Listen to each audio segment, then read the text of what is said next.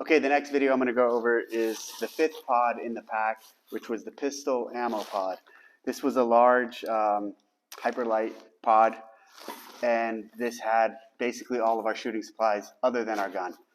And some of the things that I had in here, I did have the pistol, I had my pistol ammo, I had my rifle ammo, and I had my magazines. And in addition to that, note-taking material. So let's start with, and I also had in the kit a bag, a shooting bag.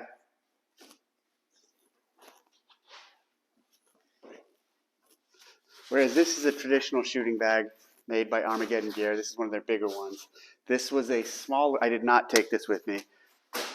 This was their smaller mini game changer that I cut open, put a zipper, sewed a zipper on myself, and dumped all the fill out of. And I actually made one from scratch for my partner Sandro, same size with the zipper. And what we did was we carried this empty, obviously, and when we'd get to a stage, we'd collect dirt, fill it up, zipper it up, and then we had our shooting bag. This worked great. I saw people carrying actual shooting bags like this with the actual weight, and I mean, this here, that's a savings of a couple of pounds. So I think it'd be cool if these guys, Armageddon Gear or someone else, would actually make these with this big zipper on it, so you could use it for exactly that purpose. Just get to a stage, kick up some dirt, fill it, and you're good to go. And it worked great the entire course of fire. I never needed another bag other than this one. So for my rifle, I had this bag. We had one tripod per our team. We each had one bag, and we also had our bipod. And for stability, and there's a little sand in there, and I'll go into something on that in a second. And for stability, this was great. The one place I did make a mistake was I should not have put this in this pistol ammo bag. And at the end of the day, on day 3, I did put this, after dumping it out, in our pistol bag, and it had some sand in there that got into my pistol, my Glock. And on this final stage of the match, Sandro, my partner, had to shoot my pistol, but my pistol was all jammed up because I negligently put this in my bag, and sand got into my pistol. And so he had to clear that jam to get my pistol running. So this works great. Little mini game changer bag with the zipper so you can fill the weight up as you get to the stages. I highly recommend this if you're going to do something like that. Also had our armbands. We each had 2 armbands. My left one had my dope, my right one had his dope, and we had a bunch of extra dope cards. It's funny because I don't even think I needed his dope ever, maybe once or twice. Yeah, I guess I did a couple times. But this, you definitely want to have your dope on your arm with armbands like this, so when you range your targets and you find them, you can just glance down and punch in what you need to on your scope. This was necessary. Had a little notebook and had a little write in the rain notepad for actually this is mine for taking notes for this stuff. This was the one I took in the field. And you get briefed, and they give you they read the brief once, and then they read the brief a second time, and then they ask questions for a few minutes. And so you have to take good notes on the stage briefs because the stages are very involved, and they have a lot of moving parts. And it's easy to get out of order or do something wrong, so taking good, which we did a couple times, so taking good notes is important. I also took a bunch of grease pens, so this is mostly waterproof, and then this is for writing on something like this and works in all conditions. Had a few extra just in case I lost any, and put it in this little nylon pouch, Cordura pouch, and this worked great. Pistol ammo, we read somewhere at one point, and I had two MDT magazines for my rifle, didn't take 3, and 2 of these super lightweight magazines, Glock magazines, aftermarket. Sandro found these. These were by a company, they're by Magpul. So these magazines weighed 1.8 ounces, and the traditional Glock mags I have, although they have a base pad extension, these weighed 4.4 ounces. So this was a big savings over using what I had existing. The ammo that was required for the match, we read somewhere that 75 pistol rounds and 120 rifle rounds would be enough to get through the match. So we packed 75 pistol rounds. And at the end of our day 1, we probably had shot 50 of those pistol rounds. And I started getting worried. I thought we would not have enough ammo to actually finish the match for pistol because we shot so much on day 1. Day 2 had less pistol, and then day 3 had some pistol, but we finished with 1, 2, 3, 4, 5, 6, 7, 8, 9, 10, 11, 12, 13, 14, 15, 16, 17. I finished with 17 rounds in here.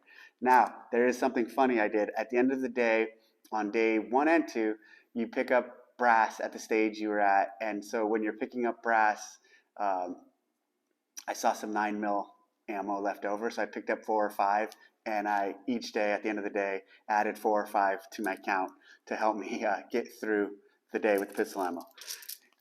So could have maybe used 80, 85, some little more pistol ammo. Rifle ammo I had in this pouch took way too much. So again, it said 120. We were planning on taking 120, but at the last minute, we decided to take 20 extra and we took 140. This is my remaining ammo from the match, and there's 50 rounds in there. So we did not shoot the 120. We shot 90 rounds. So if there's 50 in there, we shot 90 rounds. And I definitely could have cut some weight with the ammo. I could have gone with 120, and that would have cut up almost a pound. So that was a mistake. Something to keep in mind in the future. 50 rounds left over. It's really hard to shoot all the rounds on all these stages, especially at that match. It was really difficult. So lesson learned there. Now for carrying the magazine pouches and for carrying the pistol mags and the rifle mags, I saw a lot of guys using like Kydex pouches and big setups and Cordura setups. I actually, before leaving, I sewed 2 super lightweight. This is a double mag pouch for my rifle, and this is made out of Dyneema, super lightweight. And this is a double mag pouch for my pistol mag pouches. And both of these combined weighed 1.9 ounces. And I put these on my belt. I had a leather belt. I probably could have and should have shaved some weight with that, but I make leather belts, so I wore a leather belt I wore. And I would take these off in between stages, put them on. And these worked great. And again, it weighed 1.9 ounces.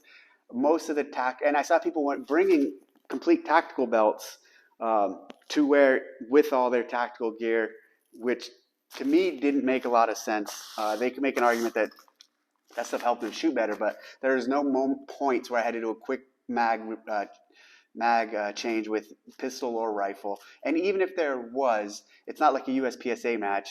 These are extended stages where taking a couple extra seconds to get a mag from here is totally fine. Actually, in a lot of matches, long-range matches, I don't even wear mag pouches. I just stuff them in a pocket. But these things were great, super lightweight, another way to just cut down on your overall weight. I also saw a lot of people wearing like big chest rigs. This thing's almost 2 pounds. This is actually a cool chest rig, but there's, in my opinion, no reason to wear anything like this at a match like that, especially when you're trying to go light. Even think about how much bulk this takes up when you're packing it, not to mention the extra weight. I never felt like I needed to reach here and grab something or pull out my notepad. Everything with these pouches and my notes either on my wrist or on my pocket or on my gun, in my pocket or on my gun, worked fine. So, like, the whole point of this match, obviously, is to shoot well, but you have to take into consideration your gear and go light. It's okay to make some sacrifices, especially from your PRS-style gear. And I think I saw a lot of people that just ran what they had, and that's okay, especially if you don't want to spend the money on different gear. But I definitely was okay with spending the money and targeting my gear for this match. Someone actually asked if my pack was a one-time use. No, this thing held up great. So if I ever want to do it again, or if I ever want to use it for any other matches, the pack's still good to go. I took a Glock 19 with a red dot, which was definitely the way to go. My partner did not have a red dot. He definitely should have. And I had a slide cut on this that the Gun Co. from San Jose did. I had a trigger added by the same guys. And this gun worked great. And so here's why I went with the Glock. This, as is, weighs 1 pound, 3.4 ounces. So 1 pound, 3.4 ounces. I saw people at the match carrying 6-hour X5 Legions. This gun weighs 2 pounds, 6 ounces. So double the weight of that gun. And that's a lot of weight to add on, especially with a pistol. Now this thing, of course, is going to be a more accurate gun than this, but you can still be, all the accuracy you needed for that match was found with this. You didn't need something like this. Even a 226, this is 1 pound, 12 ounces, so that's about 8 ounces more than this gun. And again, that's just a little, in the pistol selection, I was looking for the lightest full-size pistol that I could use that could have a red dot that would get done what I needed to get done. I had a not tiny, but I had a small holster for this with retention. I can't find the holster right now, and that worked great.